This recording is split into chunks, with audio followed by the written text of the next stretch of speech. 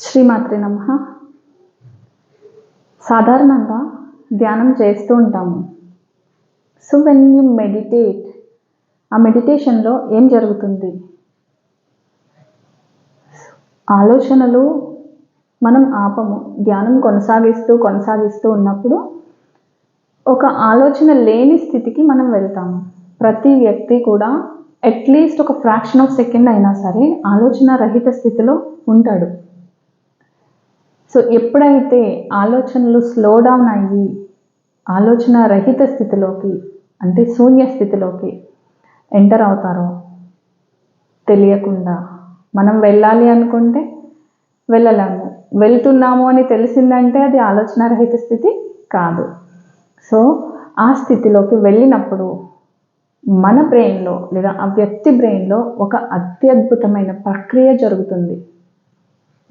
ఏంటి అంటే, ఇంతకు ముందు లేనట్టుగా, అంటే there will be a recalibration of the nerve system అంటాం.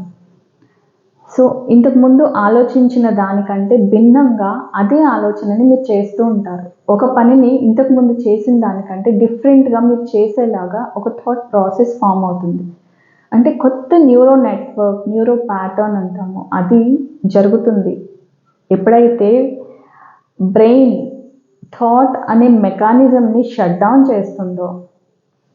చేసినప్పుడు ఈ ప్రక్రియ స్టార్ట్ అవుతుంది. సో ఆ ప్రక్రియ స్టార్ట్ అయినప్పుడు మనం ఏదైతే ఒక థాట్ పెట్టుకొని ఉన్నామో ధ్యానంలో ఉన్నప్పుడు లేదా ధ్యానం మొదలుపెట్టినప్పుడు, సో అట్లాంటి ప్రతి థాట్కి ఒక ఫ్రీక్వెన్సీ ఉంటుంది. సో ఈ క్వాంటంలో ఆ థాట్ ఒక ఫ్రీక్వెన్సీ క్యారీ చేస్తుంది. అట్లాంటి థాట్స్ ఎంతోమంది రిలీజ్ చేసి ఉంటారు కదా, ఇట్ గెయిన్స్ స్ట్రెంగ్త్, దానికి ఎనర్జీ వస్తుంది. సో ఆ ఫ్రీక్వెన్సీతో ఉన్న థాట్ మనకేమవుతుందంటే ఈ ఫీల్డ్లోంచి అది ఒక రియాలిటీ ఫామ్ తీసుకుంటుంది, నాట్ ఫ్రమ్ ద మ్యాటర్. అంటే ఒక ఏమంటాము, ఏదైనా మనకు ఒక వస్తు రూపేణ, ధన రూపేణ కావాలి అనుకోండి, అంటే మనం దాన్ని ఎక్స్పీరియన్స్ చేయాలనుకుంటాం రియాలిటీలో. సో అట్లా అది మేనిఫెస్ట్ అవ్వాలి అంటే యాక్చువల్లీ మ్యాటర్ నుంచి క్రియేట్ అవుతుంది నార్మల్గా. బట్ ఎప్పుడైతే మనం ఆలోచన రహిత స్థితిలో ఉండి మనం పెట్టిన ఒక ఆలోచనకి ఒక ఫ్రీక్వెన్సీ ఇచ్చామో, అది ఆ ఫ్రీక్వెన్సీ గెయిన్ చేసుకుంటుందో, అప్పుడు అది మ్యాటర్ నుంచి కాకుండా ఈ క్వాంటమ్ ఫీల్డ్లోంచి క్రియేట్ అవుతుంది. క్రియేట్ అయినప్పుడు మనం యాక్చువల్లీ ఈ ఉన్న రియాలిటీ కంటే, అంటే యాక్చువల్లీ మేనిఫెస్టేషన్లో ఏం చేస్తామంటే, we have to bring the future in to the present reality. అంటే ఫ్యూచర్ డ్రీమ్స్ని మనం ప్రెజెంట్ రియాలిటీలోకి తీసుకురావాలి అంటే ద ఓన్లీ థింగ్ మనం ఏం చేయగలుగుతాము, ఏదైతే మనం కోరుకుంటున్నామో దాన్ని మనం ఎక్స్పీరియన్స్ చేయాలి ఈ భౌతిక శరీరంలో మన ఆలోచనతో. జస్ట్ ఆ ఫ్రీక్వెన్సీని ఈ బాడీలో ప్రతి కణానికి కనుక ఇస్తే, ఈ బాడీ ఫ్రీక్వెన్సీని అట్లా రేస్ చేస్తే ఇట్స్ డన్. మీరు అనుకున్నది చూడండి, definitely it takes a form. మీరు దాన్ని చూస్తారు, దానికి కావాల్సిన సింక్రానిసిటీస్ అన్నీ కూడా మీ ముందు వస్తాయి.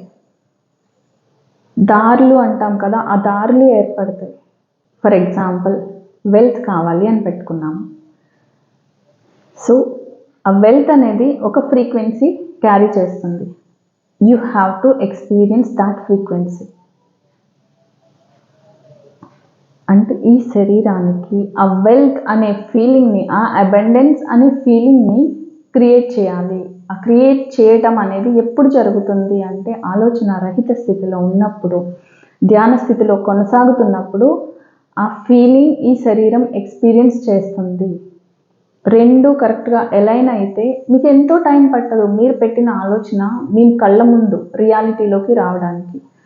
So if you're experiencing that thought ahead of the actual reality, మనం ఉన్న స్థితి వేరు, బట్ మనం ఆలోచించే స్థితి వేరు. ఆ ఆలోచన స్థితిని ఇప్పుడున్న యాక్చువల్ స్థితి కంటే భిన్నంగా మనం దీనికి ఇచ్చినట్టయితే, ఈ శరీరానికి ఇచ్చినట్టయితే, డెఫినెట్లీ విత్ ఇన్ నో టైం మీ లైఫ్లో యూ విల్ ఎక్స్పీరియన్స్ దాట్. అట్లాంటి సాధన చేయండి. కంటిన్యూస్ ఆలోచనలు వస్తూ ఉండొచ్చు, but at one point of time, the moment వస్తుంది, that moment will change your entire life. Just be with that moment. ఆ ఒక్క మూమెంట్ సరిపోతుంది, ఏదైతే మిమ్మల్ని ఒక ఆలోచన రహిత స్థితికి తీసుకువెళ్తుందో. సో చేయండి, ఆలోచనలు వచ్చినా పర్వాలేదు, లెట్ దెమ్ పాస్ ఆన్, అవి వెళ్తూ ఉండనివ్వండి, మీరు దాని నుంచి ఇంకా ఎక్స్పాండ్ అవ్వద్దు. అప్పుడు everything will come in to right alignment. Thank you.